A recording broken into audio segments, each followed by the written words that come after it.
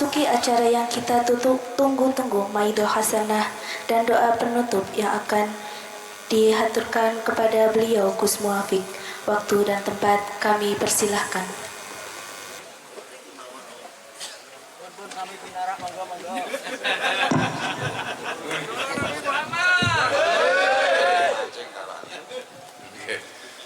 Assalamualaikum warahmatullahi wabarakatuh. Bismillah, alhamdulillah, wassalatu wassalamu ala rasulillah Sayyidina Muhammad ibn Abdillah wa ala alihi wa ashabihi wa mawalah. Para alim, para ulama, para kiai ingkang estu kawula ta'zimi ketua kalian muharrik Jarim Gus Rafiq, nggih sedongaken muga-muga lemu.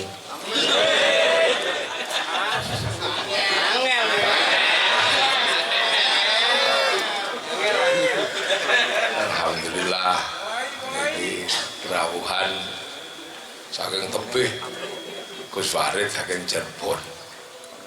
Nika piyantunipun ingkang ganteng piyambak. Rawuhan Gus Hasan saking Banyumas.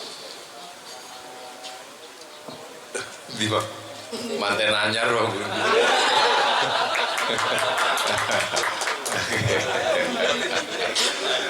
Nggih sedaya kiai, sedaya alim, sedaya ulama ingkang kula hormati. Muga-muga ingkang dipun gagas kalian para kiai damel rombongan ingkang nami Jaring, muga-muga diparingi sehat kabeh. Nggih. Soale napa nggih termasuk Jaring niku anyar. Jaring niku anyar. Barang anyar niku biasane ya ning isine wong lawas. Satus nate kula waune niku lak ning jamu. Kula rak crita niku wong sakjane kula mboten bakal crita niki gara-gara kula niku asline ditipu kali Gus Rafiq. Nggih diapusi kali Gus Rafiq. Mangke niku acarane niku mancing. Bakar iwak. Lho lah kok pengajian, Bro.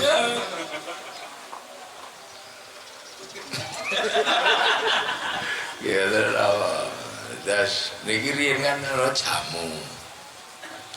Nah, jamu terus saniki enten Jaring. Kula pun weling. Ketawal pun kula weling. Mbok menungso iki nek bar jamu Jaring. Nah bar Jaring jamu.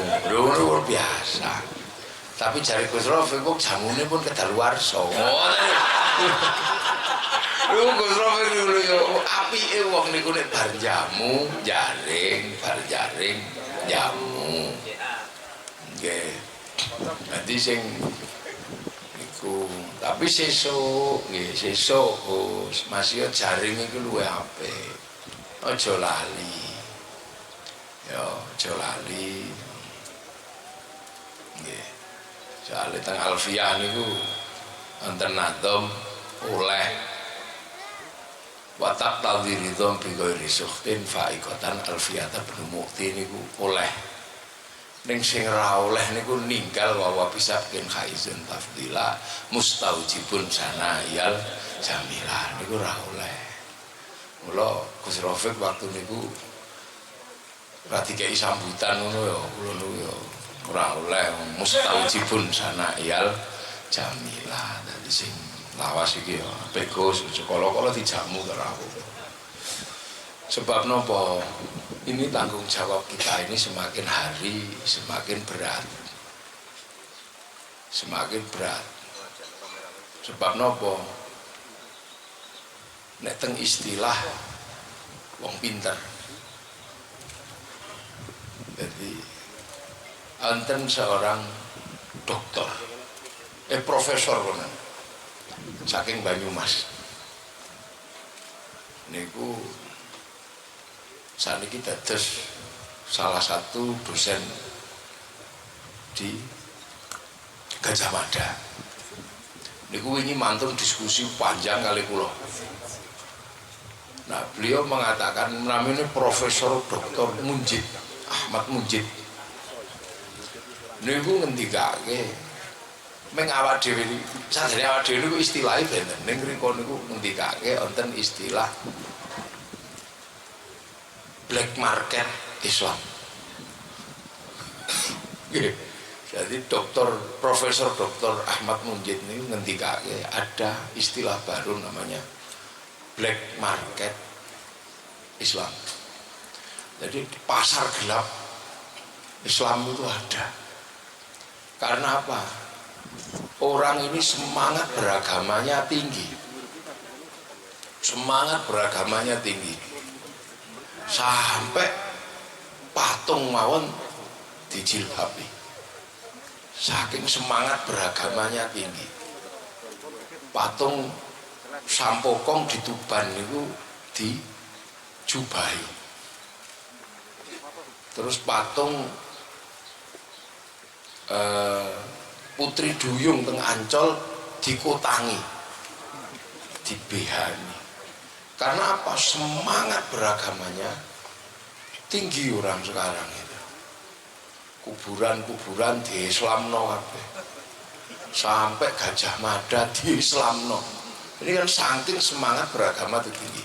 Bahwa Gajah Mada niku Islam namine Gajah Mada. Wah, saat ini meneh seluruh kerajaan Jawa di Islamno jejak khilafah. Jadi semangat orang untuk beragama itu ora umum.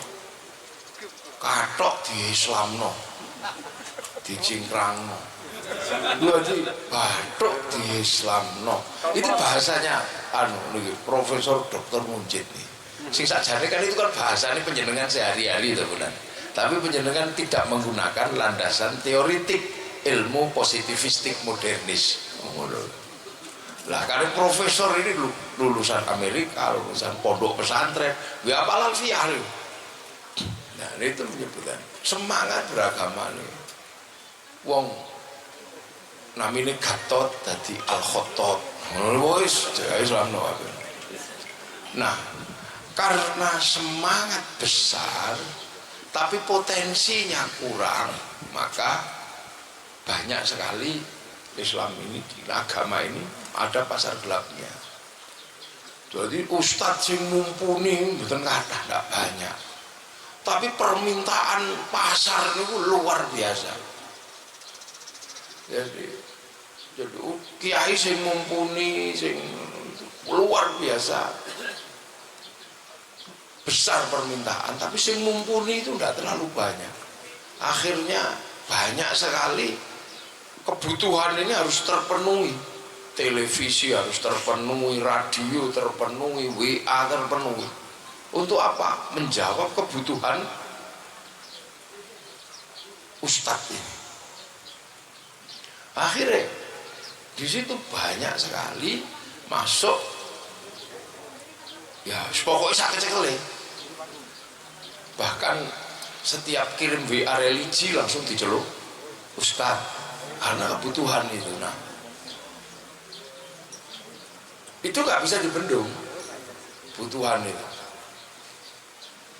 nggak bisa dibendung. Maka saat ini surah perlu bahas iki jamu, jaring, pokoknya saya ingin ngelumpuk di jaring Indonesia. Sebenarnya misalnya kepethuk ya jamu. Lah ya bulan ngono kuwi lho jawabane jenenge pahit. Nah itu ini analisis dan betul, makanya. Nah jadi ini yang jaring ini punya tanggung jawab besar, karena yang mampu menembus titik-titik paling bawah yang ada di masyarakat dengan gayanya masing-masing, dengan gayanya. Ana sing nek mulang ngaji karo alon dengan kitab, ana sing dengan senian, ada yang miso-miso barang, macam-macam. Ini yang mampu menembus ini. Masyarakat bawah ini harus dimong, harus dimong. Kenapa harus dimong?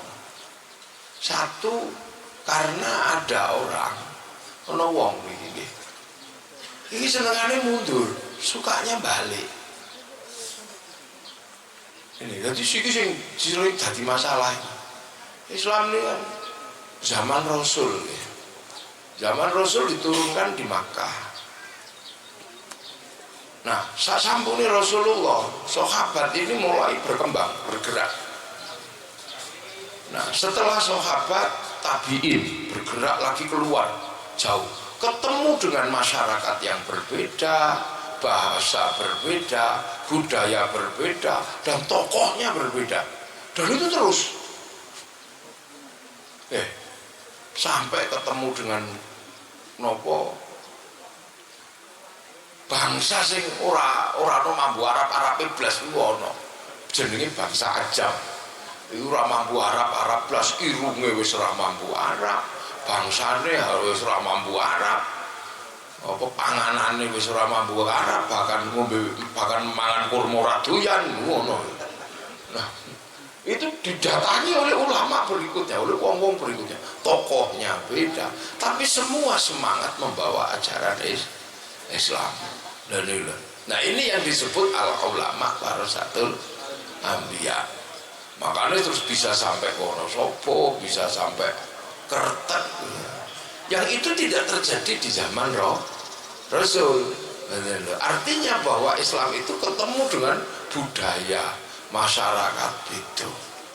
Nah, niku sing jenengane syariat. Mula istilah iki syariat, dalan gede, tempat orang jalan menuju wa inna ilaihi raji'un sampai akhir zaman.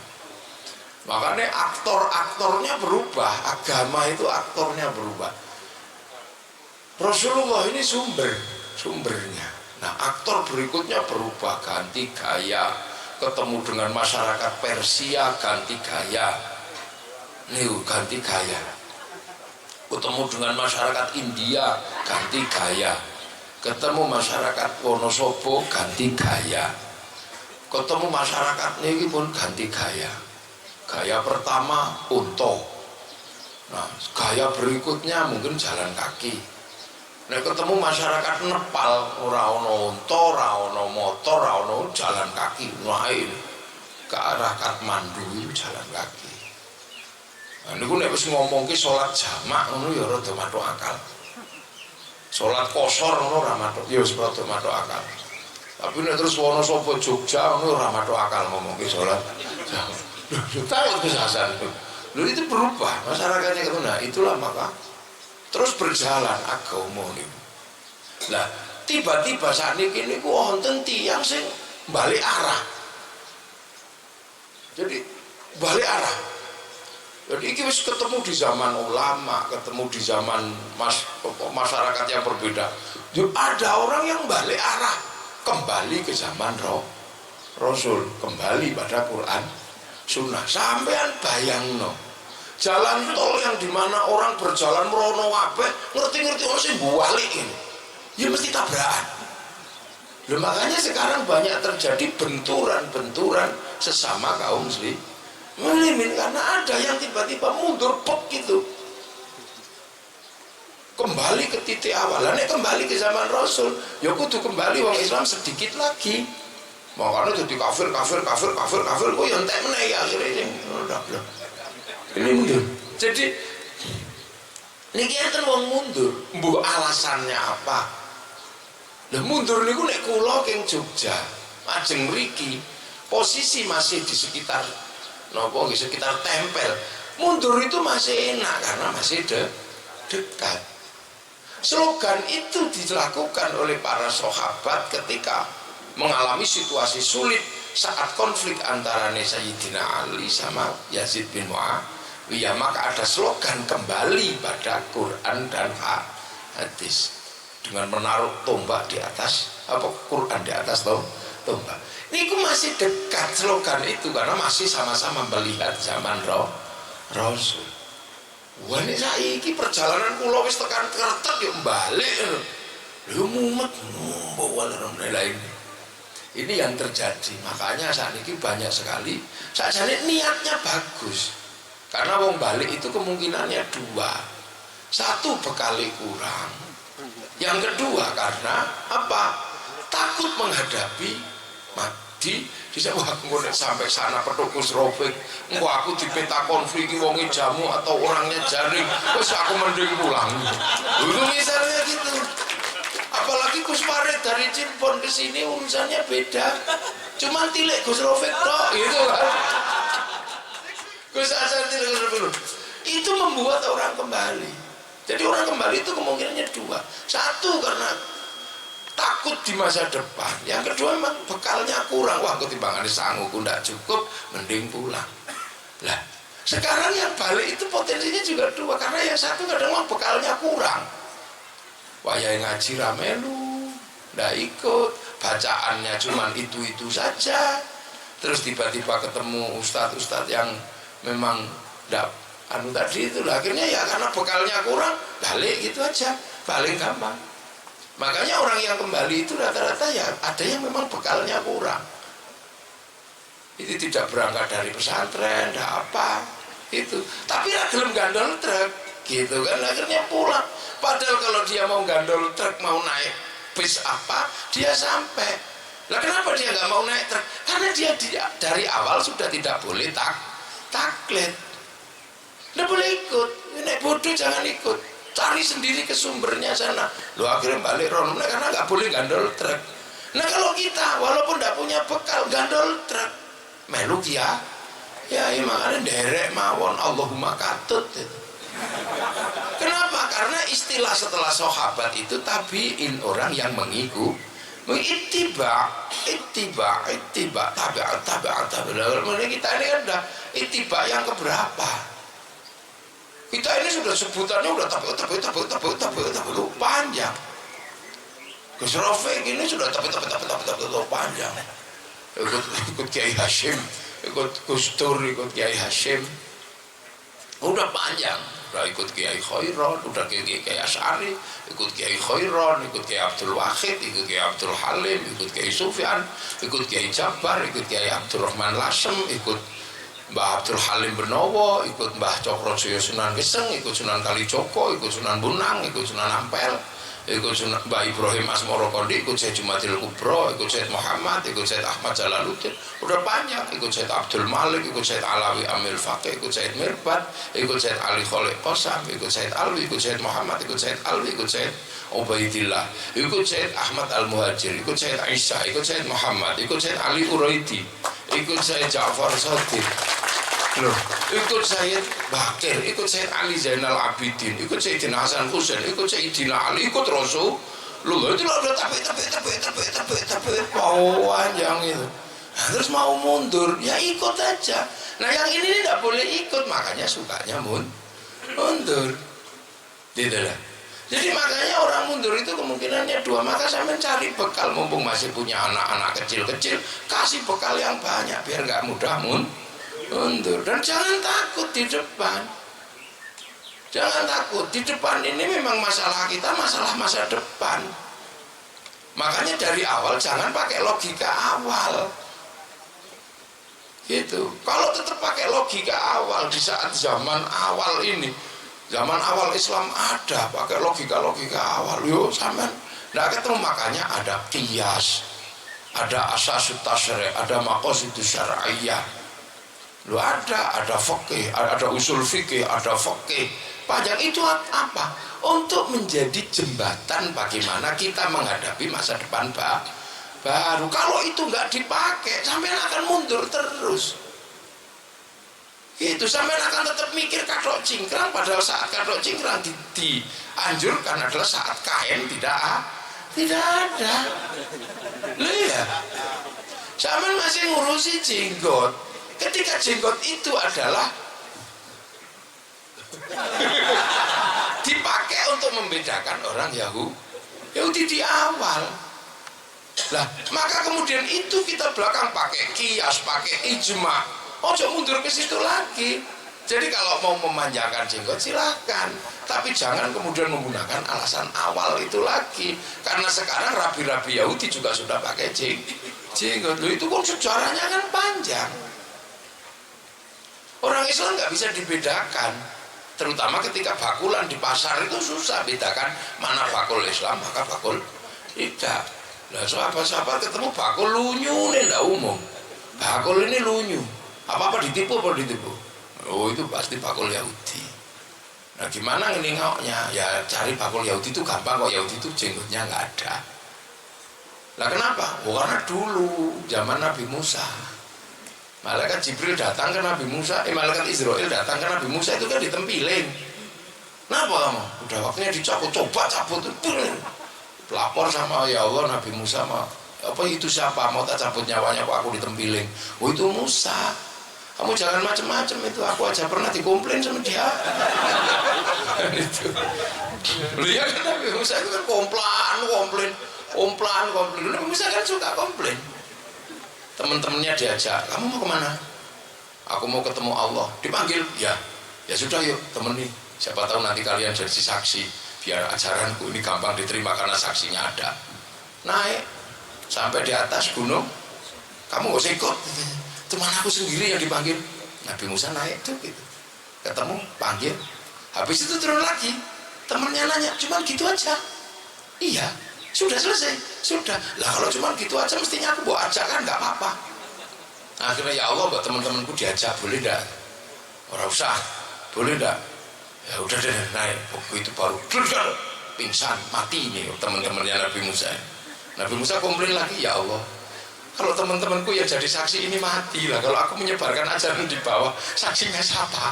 Udah dia dihidupkan lagi aja ya Allah, hidup lagi loh. Oh iya. Makanya ketika malaikat Israel tempelin ya remek gitu karena mau nyabut nyawa berwajah manusia. Akhirnya malaikat besoknya bilang, ya Musa, apa waktu nyawamu udah expired, jawabnya dicabut, coba cabut, tempelin lagi kamu. Enggak, waktunya. Terus gimana? Ya sudahlah, kamu kan udah dibilangi, tanda-tandanya ada. Rambutmu itu sudah putih, gigimu sudah rontok, nah jenggotmu udah semerawut kayak begitu. Oh gitu, ya udah matikanlah. Nah semenjak itu orang Yahudi punya kebiasaan memperbaiki gigi, nyemir rambut, nyukur jenggot, biar kalau malaikat Israel datang, oh belum waktunya. Gitu. Nah itu kebiasaan itu turun temurun sampai di zaman Makkah Madinah. Lalu asalnya ada, makanya orang Yahudi paling suka cukur jenggot. Makanya Islam waktu itu tidak boleh cukur jenggot, menyemir rambut dengan warna hitam dan memperbaiki gigi. Itu. Makanya dalam kisah-kisah Yahudi ada orang mati itu dikerok seluruh tubuhnya sampai bulu-bulunya disuruh nyabuti sama keluarganya. Untuk apa? Biar nanti kalau mati saking takutnya sama malaikat Israel, biar gak ditanya, oh isik bayi. Gitu. Nah, cuman malaikat Israel kan tak ngerti, terus diserahkan ke malaikat Malik. Kata malaikat, serahkan malaikat Ridwan. Ya Ridwan, ini ada bayi apa? Udah gede ini. Ini bayi enggak ini. Akhirnya ya bidadari turun, duing. Oh bilangin enggak bayi kok. Nah, untuk menjembatani ini ada yang namanya qiyas, ada yang namanya asasud tasyri'. Lah kita ini memegang itu. Tiba-tiba prinsip-prinsip asasud tasyri', prinsip-prinsip maqasidus syar'iyyah, prinsip-prinsip ijma ini ditolak semua. Karena ditolak semua, akhirnya masyarakat yang berjalan di zaman al-ulama warasatul anbiya tidak punya jembatan. Karena nggak punya jembatan, akhirnya mundur gitu loh. Mundurnya kejauhan, makanya kemudian jadi masalah. Di zaman Rasulullah perempuan itu dijilbabi, karena kalau tidak dijarah sama laki jarah. Nah di zaman sahabat masih ditutup bagus. Nah sekarang itu tutup aurat itu punya keindahan yang luar biasa. Apa? Karena perempuan yang tutup auratnya walaupun jalan sama laki-laki sudah tidak dijarah sama laki-laki, bisa bareng kemana-mana. Orang itu udah ada. Itu awal di jilbab dirayah tenan itu sama orang sana. Loh, kan sudah cukup maju sekarang ke sini. Perempuan tidak boleh kemana-mana waktu itu. Ya enggak apa-apa. Tanggung jawab seorang anak itu dalam kehidupannya masih sekitaran berburu dan meramu, masih hanya sekedar perang itu. Lah, seiring perjalanan waktu, tanggung jawab manusia itu adalah menjaga bangsa, menjaga negara, melakukan pertarungan-pertarungan teknologi. Lah, untuk mencetak kader-kader seperti ini butuh perempuan-perempuan yang cerdas, yang terdidik. Lah, kalau kemudian perempuannya dimundurkan lagi, outputnya ya berat akhirnya. Makanya yang perempuan-perempuannya diunturkan lagi ke sana tidak melahirkan generasi-generasi yang hebat. Makanya punya pesantren, terima tamu biasa, jalan ke pasar biasa. Kan ya dulu begitu. Garwane Mbah Hasyim ya produknya begini, bisa bersosialisasi, menjamu pasukan perang, melahirkan anak-anak hebat. Nah, yang satu dimundurkan lagi, akhirnya melahirkan anak-anak yang juga nggak ngerti bangsanya, nggak ngerti negaranya. Untuk bertarung di wilayah yang lebih besar juga nggak jalan. Di zaman Rasul, masyarakat setelah zaman kerajaan raja-raja dipimpin oleh Rasul. Setelah itu dipimpin oleh satu orang lagi namanya khalifah. Tapi setelah itu dipimpin lagi seorang raja, masih satu orang, sampai akhirnya kemudian apa yang digambarkan Rasulullah, kullukum ra'in wa kullukum mas'ulun an ra'iyati, di mana semua saling bertanggung jawab, terbentuklah masyarakat demokrasi. Loh, gambaran tentang manusia yang saling bertanggung jawab, saling mengerti, itu kan gambaran tentang hidup bersama dalam satu tanggung jawab. Untuk itu maka para ulama Indonesia dengan mimpi menciptakan masyarakat yang digambarkan Rasulullah, maka dulunya raja hamba dilebur oleh para wali pendiri bangsa menggunakan konsep ra'iyah. Akhirnya orang-orang Indonesia yang tadinya raja hamba disebut ra'iyah, yang bahasa Indonesia menjadi rakyat. Dan satu-satunya bangsa muslim dunia yang sanggup mengambil kalimat ra'iyah untuk menyebut warga bangsanya hanya ulama Indonesia. Prinsip-prinsip itu sudah jadi. Orang kalau berbicara tentang bersama disebutkan wasyawirhum fil amri, menggunakan bahasa musyawarah. Tapi di atas itu semua ada yang namanya hikmah. Ini nyambungi hati dan perilaku, ini hikmah. Pakai oleh hikmah, sebuah tatanan yang sudah luar biasa. Tiba-tiba ada yang mundur lagi, khilafah. Hasilnya Suriah jebol, Afghanistan jebol. Karena apa? Era yang dilewati oleh para ulama ada yang mundur, dan hasilnya nggak ada. Apalagi khilafah itu bagi yang sepakat dan yang tidak sepakat ada dasarnya. Yang tidak sepakat mengatakan itu adalah maudhu hadisnya. Tapi bagi yang sepakat, saya dulu juga diajari, bagi yang sepakat khilafah, tidak usah kamu perjuangkan khilafah. Kenapa? Karena khilafah itu alamatus sa'ah, tanda-tanda kiamat. Tanpa kamu perjuangkan, nanti kalau kiamat itu sudah datang, pasti khilafah itu ada. Sama dengan uban, itu tanda-tanda penuaan. Tanpa kamu pikirkan, kalau kamu tua pasti tumbuh. Lah, berhubung khilafah ini diperjuangkan, apalagi yang diperjuangkan menggunakan khilafah tahririyah yang digagas oleh Taqiyuddin An-Nabhani untuk urusan Palestina, dan di sana gagal, akhirnya dipaksakan menjadi gagasan khilafah ala manhajin nubuwah. Ya tambah gak nyambung. Akhirnya karena gak nyambung, biar nyambung, kiamatnya yang ditarik ke sini. Maka kemudian muncul ulama-ulama atau ustadz-ustadz ahli kiamat. Kiamatnya sudah dekat, agar nyambung antara khilafah sama kiamat. kiamat. Akhirnya ramalan tanggal 15 nggak jadi loh ini loh. Yang sampai hadapi itu yang saya bikin dulu orang mundur ini. Ya, sementara yang di sini sudah berjalan terus dengan gayanya masing-masing. Yang di Eropa dengan gayanya masing-masing. Semua dengan gayanya masing-masing. Sudah menghasilkan lokal-lokal jenius, kecerdasan-kecerdasan lokal untuk memahami agamanya Allah. Akhirnya di tangan para ulama Islam menembus semua lini. Dan yang tidak pernah berubah dari kita adalah rukun iman dan rukun Islam. Tetap tidak berubah, itu nggak bisa diganti. Syahadat ya tetap begitu, sholat ya tetap begitu, cuman tempatnya bisa ganti. Yang diwajibkan adalah waktunya kita mau kuta. Tapi kalau tempatnya bisa ganti-ganti. Musim corona nggak boleh di masjid, ya di rumah masing-masing. Zaman Rasulullah sholat Idul Fitri di lapangan, tapi kan lapangannya bersih. Sekarang diganti di masjid karena lapangannya untuk main bola, untuk kencing, untuk mutah dangdutan gitu. Ya tidak mungkin tetap dipakai sholat Idul Fitri. Lu ini kan berubah. Jumatan tidak boleh di masjid karena corona, Jumatan di rumah. Idul Fitri tidak di masjid, tidak di lapangan, bisa dilakukan di rumah. Termasuk saya menginstruksikan kemarin Idul Fitri jangan ke masjid, jangan ke lapangan. Untuk apa? Agar kita seumur-umur pernah punya pangkat jadi khotib sama imam Idul Fitri. Lah gitu kan? Lah iyalah. Kalau enggak gitu kapan lagi Gus Hasan ya? Oke. Cuman kemarin ada yang komplain. Gus, apa?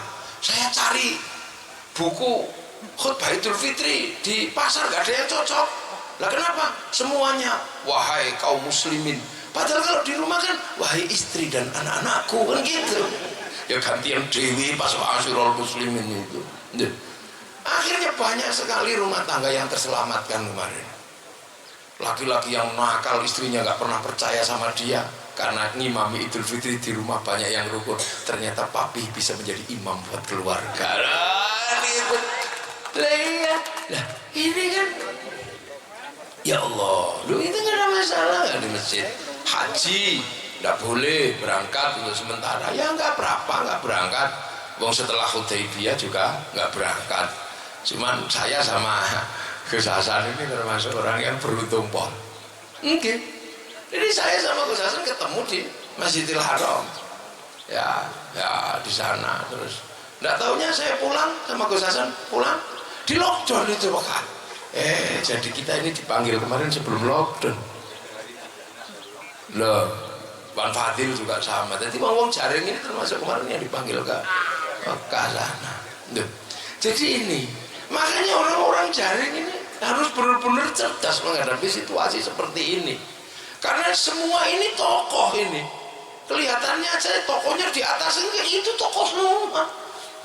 Gitu. Loh kita ini kan tahu zaman Rasul itu begini, zaman ulama begini, tokohnya beda, ini zamannya beda, tapi sumber adalah tetap sumber. Bagaimanapun juga sumber itu menghasilkan air. Lah sekian perjalanan ada yang jadi dawet, ada yang jadi es teh, ada yang jadi ini. Nah, ketika saya datang ke tempatnya jimat di situ, ya dikasih es teh. Kenapa? Saya juga percaya itu asalnya dari sumber. Tapi bagi orang yang koclok tadi itu ya cari es teh di dalam sumur. Boleh es teh di sumur ya enak. Ini zaman. Nah karena kesini maka kemudian ini muara, butuh kias, butuh ijma, butuh macam-macam. Jadi nah begitu ketemu yang mundur, masalah. Ini eranya demokrasi mundur khilafah. Ini eranya kehidupan di mana lebih mudah. Dulu susah sampean beli barang harus barter. Saiki dengan uang. Tapi uang ini memang terkait dengan obligasi atau sistem perbankan yang digerakkan oleh satu sistem yang dimiliki oleh keluarga Rothschild dan Rockefeller yang membangun satu bank namanya Bank Devisa New York yang mengontrol seluruh sistem keuangan dunia dari Wall Street Amerika. Sehingga kemudian alat tukar kita berubah menjadi uang. Dan nilai kekuatan uang ada pada nilai obligasinya masing-masing. Nah, tiba-tiba balik ke sana. bayangannya adalah emas lagi. Maka kemudian ketika perbankan menjamin kehidupan modern ini, mundur kembali ke zaman emas. Dan di situ kemudian berbicara tentang riba, berbicara tentang bank haram. Tapi eranya para ulama berbeda dengan era itu. Eranya ulama apa masih bisa orang bisa dengan bank? Ya nggak bisa. Sampean baca Quran itu urusannya dengan bank, karena seluruh percetakan Quran sebelum dibeli oleh negara utang bank dhisik. Apakah orang pergi haji masih bisa tanpa bank?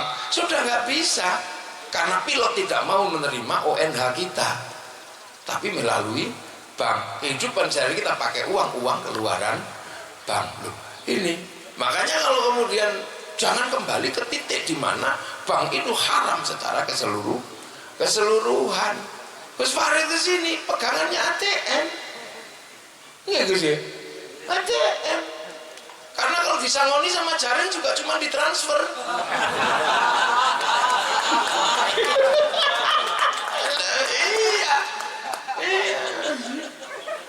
Iya gitu. Mau sekarang itu pejabat itu kalau datang ada acara itu, kok sudah nggak bawa amplop kok, transfer.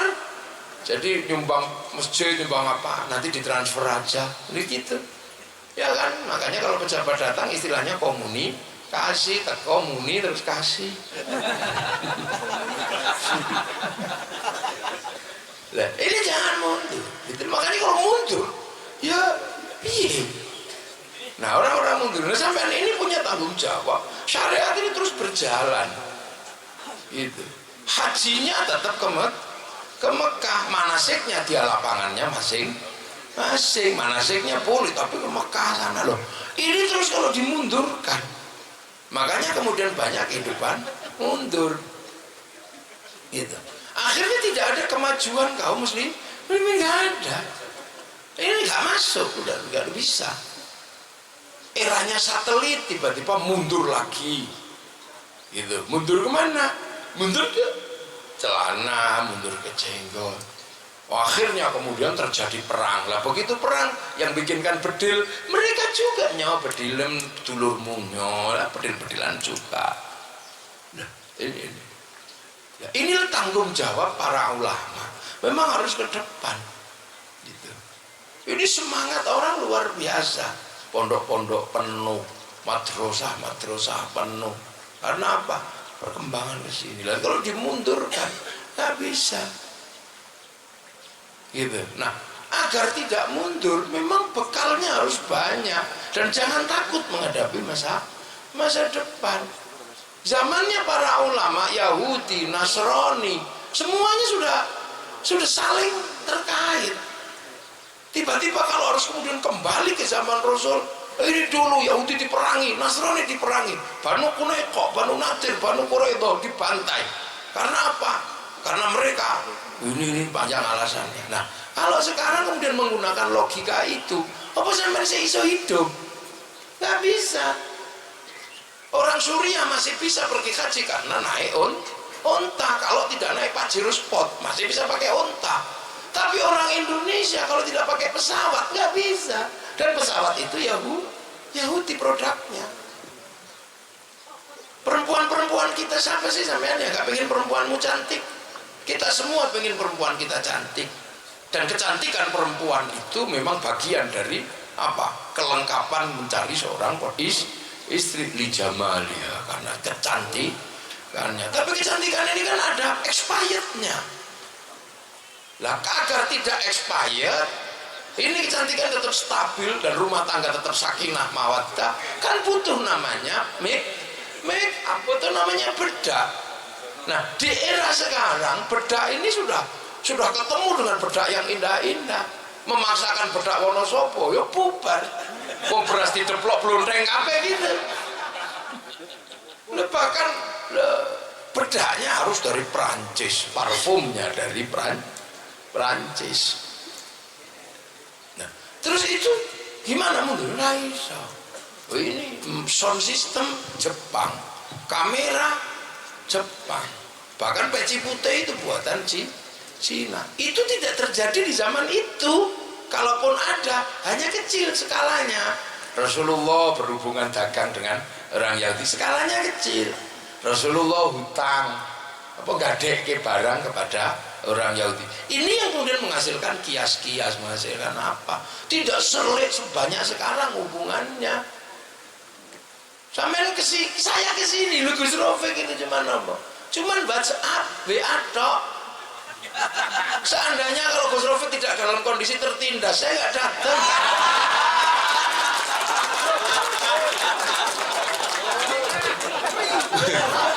WA tok Gus Rafiq itu cuman WA aku dugi kapan dugi mriki jan.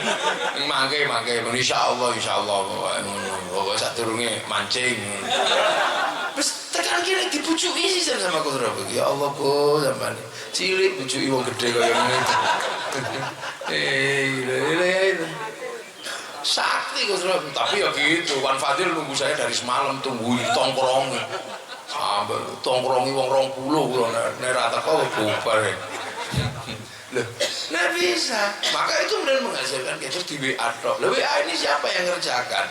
Ini satelit. Sebuah ruang yang menguasai dunia internasional.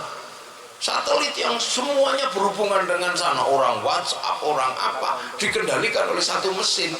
Yang itu dulu dalam bahasa kuno namanya tabut. Jadi dalam legenda-legenda agama kuno, terutama di agama Yahudi, ada namanya tabut, sebuah kotak yang menguasai dunia. Siapa yang megang kotak itu, dia akan menguasai dunia. Dia tahu nama orang seluruh dunia. Tabut ini ngerti makanan orang seluruh dunia. Dia mengerti kalimat orang seluruh dunia. Nah, sekarang mereka sudah jadi teknologi. Tabutnya namanya hard disk. Komunikasi kita apapun itu mereka tahu. Karena apa? Kita pakai fasilitas yang dibikin oleh mereka. Kita dikirimi, ya Gus, kita ada wong Jawa senengane, oh orang Indonesia kalau malam sukanya ngobrolin yang saru-saru. Kenapa? Ternyata kalau pengantin baru biasanya kalau ditelepon cuman dijawab tapi tidak ada suaranya. Suaranya cuman ngono itu. Loh gitu loh, itu ada catatannya. Itu satelit itu mengerti semua. Kalau di print out itu tahu semua komunikasi orang seluruh dunia. Tahu, nggak ada yang nggak tahu. Itu orang Wonosobo sakitnya apa, tahu semua. Karena sekarang kalau sakit cari obatnya pakai handphone, komunikasinya ada. Aduh Kang, ngopo mencret. Oh ternyata orang Wonosobo jam sekian, tanggal sekian kebiasaannya makan ini, hasilnya mencret. Berarti siapkan pasar obat mencret. Ini data ini lengkap semua dan nggak pernah keliru. Jadi sampai mau ngomong apa saja, kalau misalnya kemudian WhatsApp itu mau ngeprint, ributnya orang jamu sama orang jaring konangan kabeh gitu. Untung orang sing belum ngeprint bayarnya larang.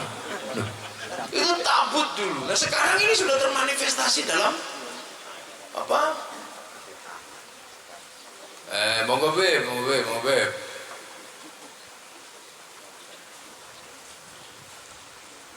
Moga.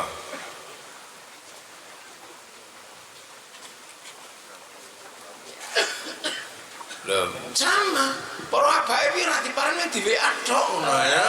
Wong menyang Gus Rafiq pancet ae. Moga.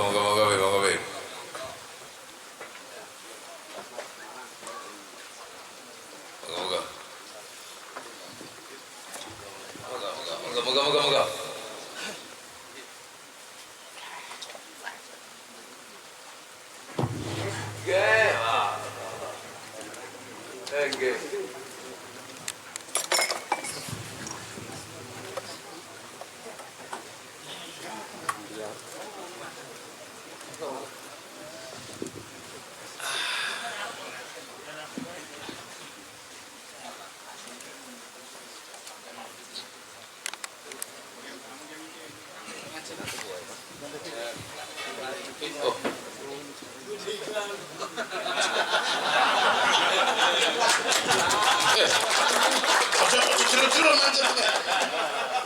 tuku. Sah.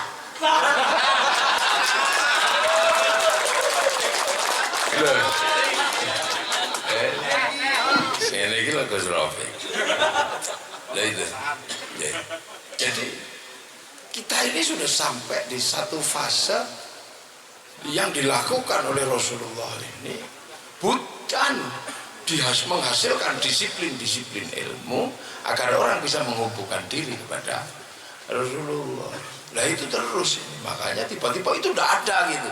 Ya masalah begitu udah ada. Jadi ijma iya ya, masalah. Bayangkan di era sekarang ini tiba-tiba mundur, masalah.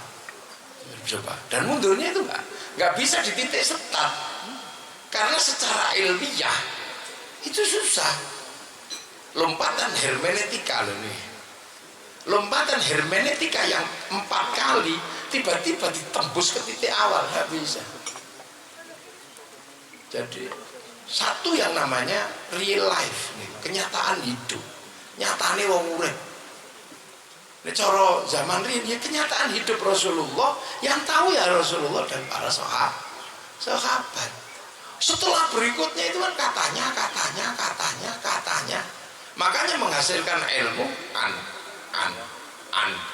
dari mana? Namanya ilmu rijalul hadis. Nah, itu terus kepada sopo? Oh, ketemu orang. Sopo kuwi? Abu Hurairah. Ketemu sopo? Oh, Abi Bakrin, Umar. Iki sing piye modele? Oh, yang dulu diperintah, yang amarona Rasulullah sallallahu alaihi wasallam. Ono sing kenapa? Oh, tidak boleh, yang nahana Rasulullah sallallahu alaihi wasallam. Nah, iki sing napa iki? Oh, sing tahu bareng Kanjeng Nabi, yang tahu yang pernah bersama, yang kunna ma'a Rasulullah sallallahu alaihi wasallam naf'alu. Nah, sing ini oh cuma lihat tok gak ikut roa itu Rasulullah sallallahu alaihi wasallam yaf'alu. Nah, ini denger tok sami itu kok. Ora. Loh, setelah itu Lah kita ini sudah keberapa? Lah kok mundur? Lah, ya. Peristiwanya nggak besar-besar amat. Rasulullah ini ya kadang melakukannya sekali gitu. Tapi dicontoh oleh kita menjadi berkali-kali. Sholat qadha Rasulullah itu cuma sekali dok. Tapi oleh kita menjadi berkali-kali yo. Rasulullah itu qadha subuh tok. Enggak pernah qadha maghrib itu enggak pernah. Qadha subuh tok. Ya Bilal, aku kok ngantuk. Ya Rasul, sudahlah, engkau tidur ya Rasul. Biar aku nanti yang menjaga. Tiba Bilal keturun bed gitu. Ya Bilal, kenapa kamu kok enggak kok ikut-ikutan tidur? Ya Rasul, yang engkau alami, aku juga alami. Sama-sama capek ya Rasul. Ya ada. Nah, itu sekali tapi kita menjadi berkali usulli fardhu subhi qad'an majmu'an duha qasran. Rasulullah itu tadi cuma sekali Rasulullah itu utang gadeke baju sama orang Yahudi, tapi di kalangan kita menjadi kias yang berkali-kali terjadi kias pesawat, kias macam. Nah terus begitu mundur. Nah itu makanya jaring itu punya pekerjaan yang sangat serius dan berat karena ada orang yang mundur. Dan itu tidak boleh terjadi karena di syari ini kalau mundur, tabrakan pok. Demokrasi tabrakan khilafah. Wah akhirnya itu demokrasi tiba-tiba membayangkan khilafah. Begitu khilafah gagal, mengatakan embrio Islam di Indonesia itu khilafah. Bahwa kerajaan-kerajaan di Nusantara adalah khilafah. Ya tidak apa-apa. Tapi seandainya mereka dari awal meyakini itu khilafah dan bukan bagian dari propaganda politik, mestinya mereka dari awal terima wali songo. Pendiri kerajaan-kerajaan di Nusantara adalah wali songo. Tapi mereka tolak wali songo, tapi menganggap bahwa hasil produk wali songo adalah bagian dari khilafah. Itu gundul kan gitu. Dalam bahasa itu sudah dan tidak ditemukan jejak khilafah. Bahkan yang mereka sebut sebagai zaman khulafaur rasyidin itu khilafah, nah ada di situ. Oh, waktu itu kalau mau perang baru rapat, siapa sih ada di panglima? Nggak ada jabatan panglima perang panglima perang sama nggak ada, menteri ini nggak ada. Jadi kalau lagi butuh lagi dibentuk sopo gitu.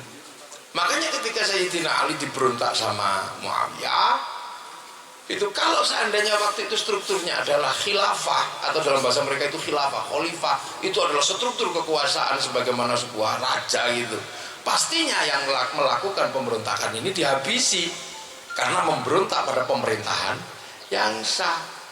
Makanya ada yang membahas bahwa ini harus dibunuh, ini rombongannya Khawarij dengan slogan malam yahkum bima anzalallah wa ulaika humul kafirun. Tapi Sayyidina Ali karena sistemnya masyarakat menggunakan wa in ta'ifatani minal mu'minina tatalu fa aslihu tasalluh.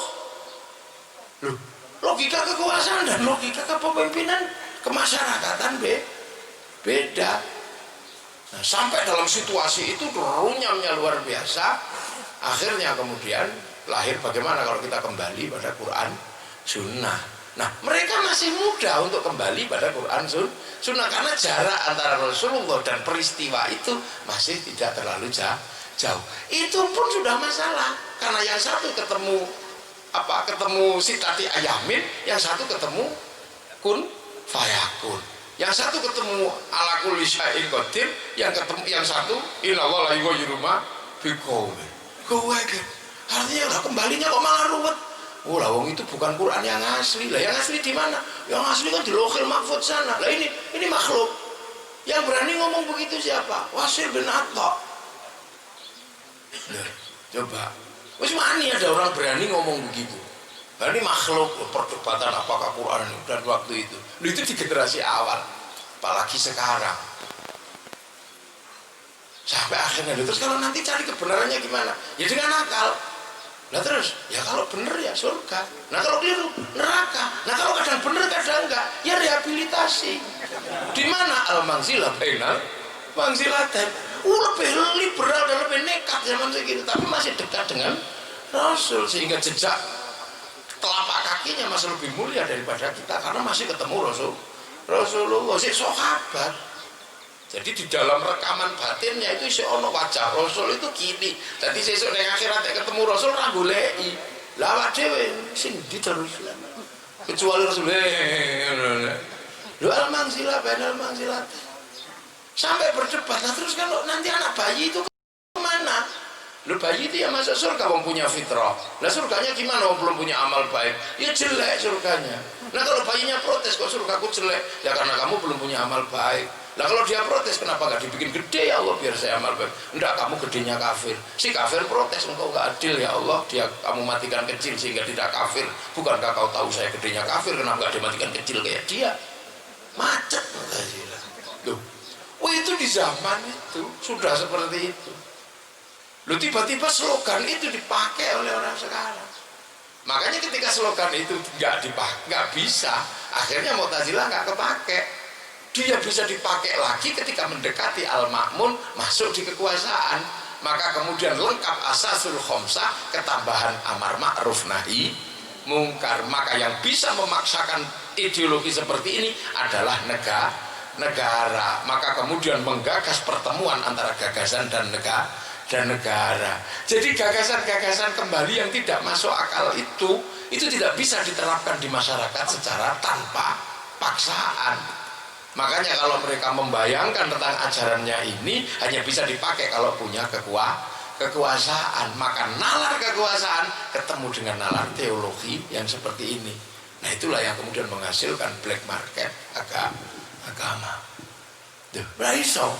Makanya waktu Al-Ma'mun begitu ini yang tadinya gak laku, begitu zamannya Al-Ma'mun Al-Jubai bisa memaksa orang, namanya mithnah, pembantaian terhadap orang yang tidak sepakat dengan Mu'tazilah. Tapi dapat perlawanan dari ulama-ulama grassroots kayak begini, dapat perlawanan, ajaran yang sulit dipahami, akhirnya menghasilkan ulama namanya Abu Hasan Al-Asy'ari. Abu Hasan Al-Asy'ari kemudian membuat rumus pemahaman yang lebih mudah tentang agama, nulis kitab Al-Ibanah an Usulid Diyanah, mendefinisikan kembali sifat-sifat Allah, masyarakat paham Allah wujud, kita kok itu yang kemudian saripatinya ada dalam kitab Aqidatul Awam. Mabda'u bismillahirrahmanirrahim wa birrahim min lisani.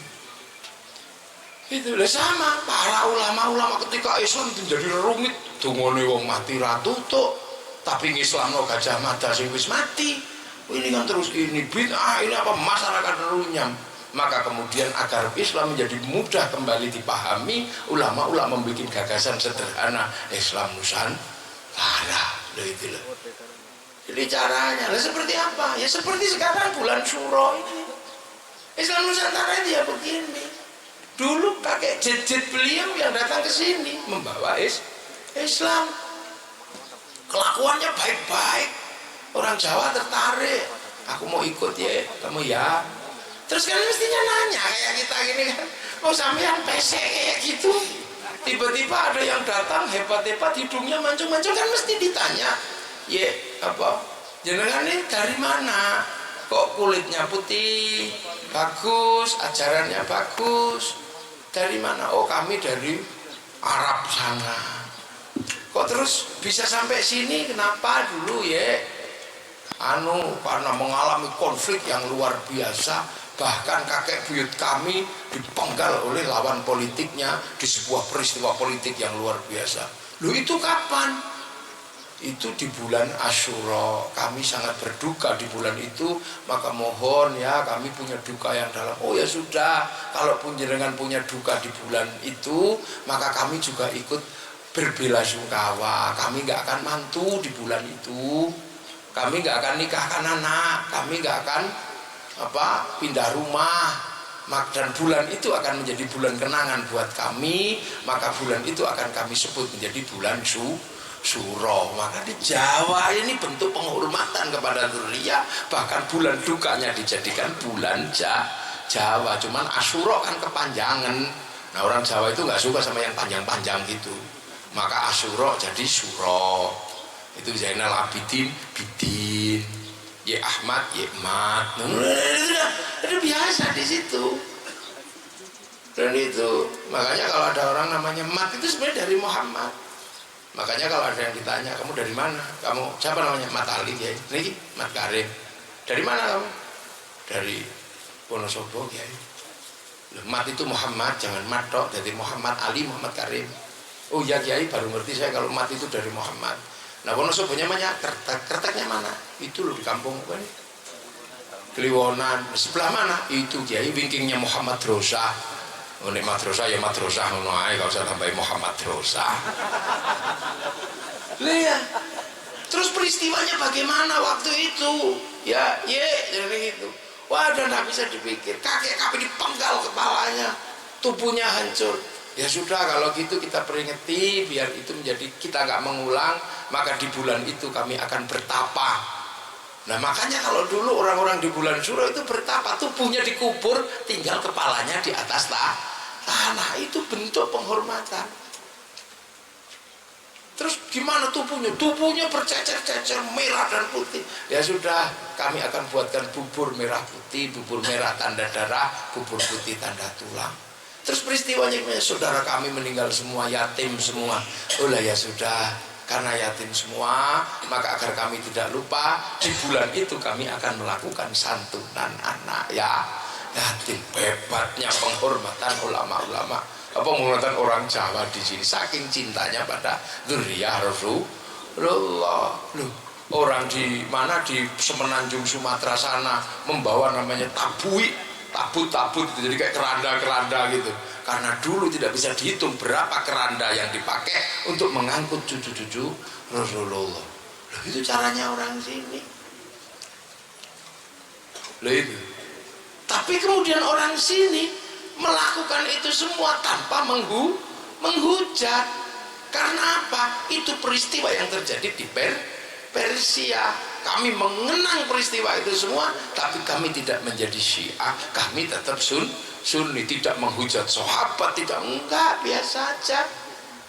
Makanya karena di Persia begitu kuat, kenapa? Karena Sayyidina Husain itu menantu Raja Rustom. Jadi berkeluarga dengan orang Persia. Makanya dzurriyyah Rasul itu pasti cerdas. Karena dari darah Rasulullah cerdasnya luar biasa, dari darah Persia cerdasnya luar biasa. Makanya Duryono itu pinter-pinter. Kalau sekolah pinter-pinter mestinya, tapi jarang yang sekolah ya bebek. Itulah makanya. Dan itu terpelihara sampai sekarang. Tapi karena kami bukan bagian dari Persia, maka kami biasa aja. Di sana nggak ada namanya Yazid. Siapa yang cari orang Iran namanya Yazid itu nggak ketemu. Nama Muawiyah nggak ketemu. Di sini Kiai Ali anaknya namanya Yazid biasa.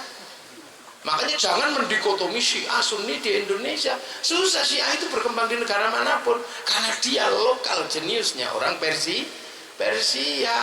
Sama dengan Konghucu, susah diterima oleh agama orang-orang di luar Cina. Sama dengan Yahudi, susah diterima orang bukan Israel. Itu beda dengan Islam. Islam diterima oleh orang manapun walaupun ada di Arab karena embrionya nggak berhubungan dengan Arab. Tapi karena Rasulullah orang Arab diajarkan dengan cara Arab.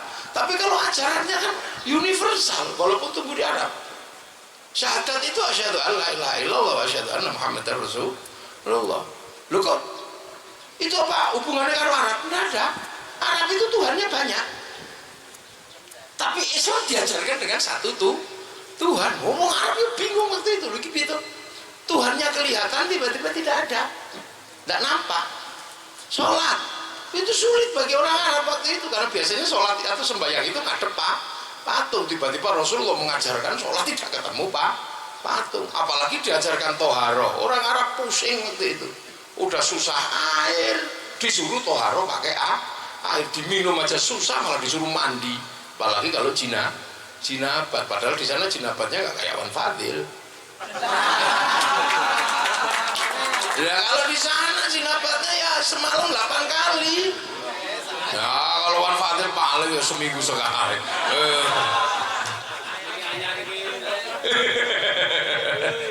Itu di sana makanan susah, makanan susah disuruh sodako. Ini ajaran yang luar biasa. Makanya kalau ditanya bahwa ajaran Islam ini benar-benar bukan model dunia karena berhadapan langsung dengan budaya yang dimana diturunkan itu. Loh. Terus kemudian puasa, udah tau panas kayak gitu disuruh puasa. Wong Wonosobo suruh puasa gampang wite oke. Delik ngisor wit cemplung banyu mah nggak masalah di sana. Apalagi kalau haji, orang Mekah itu dulu kalau haji, sampean makanya jangan sekali-sekali membayangkan Rasulullah itu seperti apa. Iso ngajari orang dengan cara kayak gitu. Makanya kalau dipandang dari sisi itu, tidak ada di muka bumi ini orang dengan kekuatan seperti Rasulullah. Nggak ada. Oh Tuhan banyak bisa diajari Tuhan satu. Tidak nampak bisa Allahu Akbar ka'anna katarahu. Tidak ada makanan bisa disuruh zakat. Puasa dengan begitu panas orang bisa disuruh puasa. Ihram itu perempuannya kudu dibuka mukanya. Syahwatnya kayak apa orang Arab waktu itu lihat muka dibuka gini. Mau lihat kaki aja syahwat. Tiba-tiba Islam mengajarkan kalau toa buka mukanya dan yang laki-laki disuruh pakai baju yang nggak pakai jahitan. Itu kalau mau dablek kan best gitu aja. Tapi sama Rasulullah orang bisa diajari seperti itu. Nah itu makanya inilah yang kemudian bisa sampai ke sini ajaran ini. Itu. Nah Rasulullah itulah mampu mengajari orang yang begitu luar biasa. Dua bleknya kayak apa? Gitu. Nah sekarang kemudian ajaran ini berkembang. Dan bangsa ini berhutang sama bangsa Arab, berhutang. Merdeka, ya berhutang. Gimana merdeka gak hutang? Wong resolusi jihad itu semangat Islam hutang. Makanya kita ini pelihara jaga. Jogja misalnya kalau bulan Suro muter beteng, nggak ngomong. Kenapa itu bulan duka? Jangan terlalu banyak mulut. Di Solo muter beteng ngikuti kerbau Kiai Selamat. Kalau kebunnya kemudian diusap-usap kayak gini, ini bulan duka, jangan terlalu banyak berdandan dan pakai wangi-wangian. Duka kita kelasnya bodoh karo kelas tae kebu. Ini cara Pak masalahnya. Nah, sekarang kadang ada yang nggak ngerti itu bid'ah, itu musyrik gitu. Peringatan saya. Nah itu yang akan kita buat akan terus berkembang dan bergerak. Nah menghadapi ini maka jaring ini butuh orang-orang yang kuat, talenta berpikirnya, talenta dakwahnya, ambil semua sisi. Sudah jangan lagi mikir ribut kembali, ribut jamu jaring udah. Pokoknya ini wayahin jaring udah jaringo, rapate jamu anggar loro udah popo udah. Iya lah pokoknya ngono, bendino ya penting gak loyo.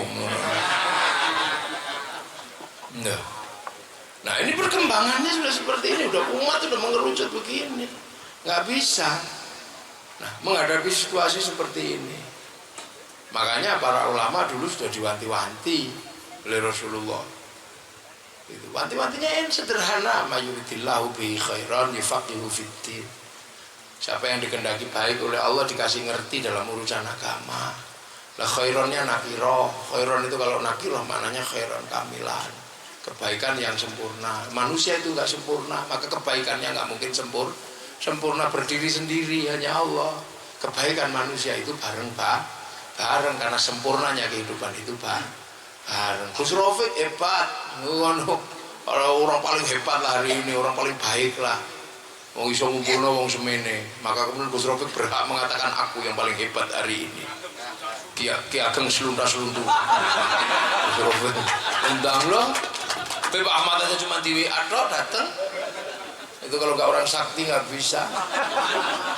Saya aja nggak di WA, cuma dikirimi gambar ngono itu datang. Tapi Gus Rafiq nggak boleh merasa paling hebat karena kehebatan Gus Rafiq, karena kita mau datang ke sini. Kalau kita nggak ada yang datang, saya ngaji pun cuma cek sound. Ini bisa, ini kan gitu. Sama bisa enak dulu di situ karena dia yang masang terop, yang masang terop juga bagian dari kebaikan hari ini. Lah, ya kan lah, yang masang terop kita pakai sholat duhur, ini belum tentu. Orang kiai menek terop, ini enak kok. Loh, ya kan? Nah yang di sini semua baik, nanti ada yang ibu-ibu sampai baik semua, makan baik, ada snacknya, snacknya orang yang ini snack. Itu kita jadi ngaji enak karena ada yang bawa ngeson. Nah sonnya tukang sonnya ya melu ape. Kita menjadi tenang karena ada yang nyanyi musik, ya tukang musiknya ya ape. Padahal tukang musik itu ya nusik main kebagian tung ya ada. Baik semua loh, makanya karena kebaikan itu nggak bisa berdiri sendiri, maka orang masuk surga itu rombongan. Imam sholat masuk imam masjid masuk surga, ya makmumnya mesti ikut karena makmum bisa komplain, dia bisa menjadi imam karena kami makmum. Kalau nggak ada kami dia nggak disebut imam. Ya Allah masuk ya wis mlebu kabeh ngono kira-kira ngono lah husnudon kita sama Allah. Karena apa? Kita sudah diajari wabir rohim imil ihsan. Yes, pokoknya husnudzon ya Gusti Allah repot.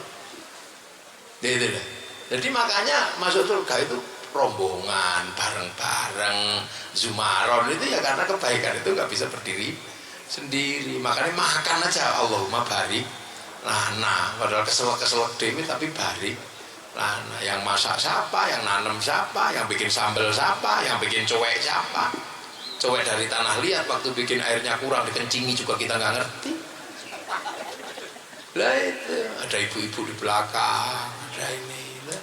Nah inilah citra masa depan ini. Cuman sekarang kita lagi persoalannya sederhana, lagi ada sing mundur gitu lah.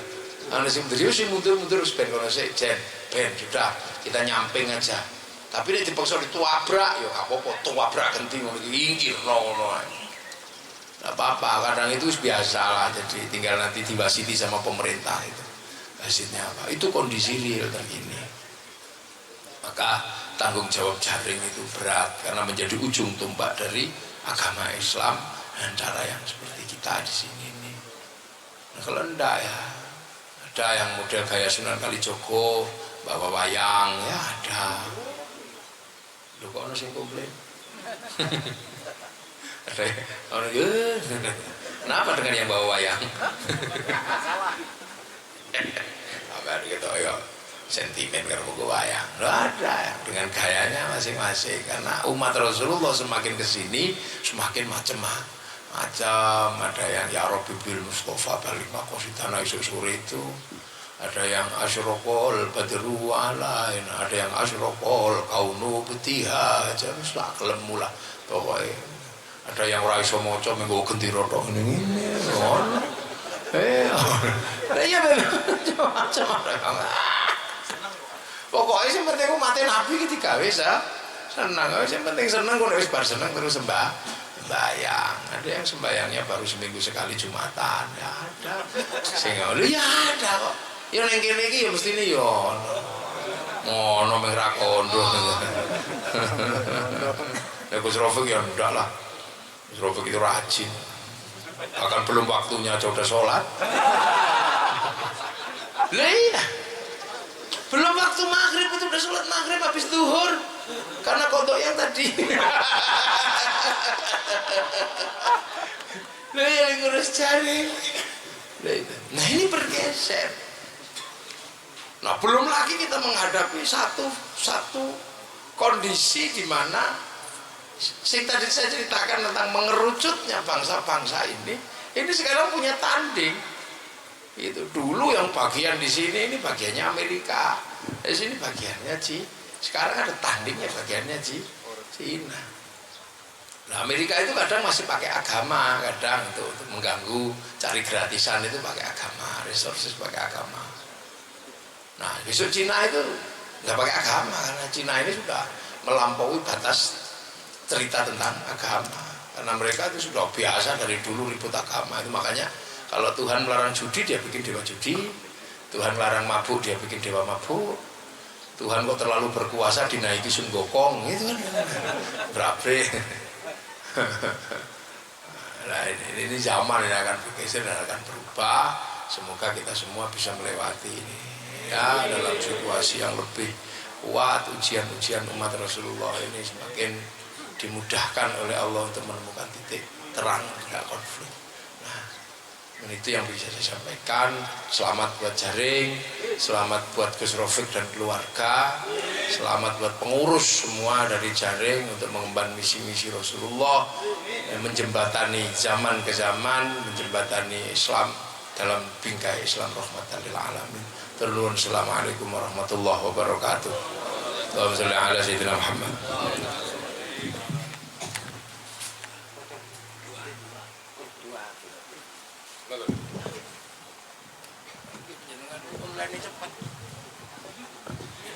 Bismillahirrahmanirrahim. Alhamdulillahirabbil alamin. Hamdan na'iman hamdan syakirin hamdan yu'afi ni'amahu wa yu'afi majidah. Ya Rabbana lakal hamdu kama yanbaghi li jalali wajhika wa 'azimi sultanik. Subhanaka la nuhsi sana'an 'alaika anta kama asnada 'ala nafsik. Falakal hamdu hatta tarda wa lakal hamdu idza radiyta wa lakal hamdu ba'da ridha. Allahumma shalli wa sallim ala Muhammadin fil awwalin wal akhirin. Wa shalli wa sallim ala Muhammadin fi kulli waqtin wa hin. Salli wa sallim ala Muhammadin fil mala'il a'la ila yaumiddin. Salli wa sallim ala Muhammadin bi kulli waqtin wahin.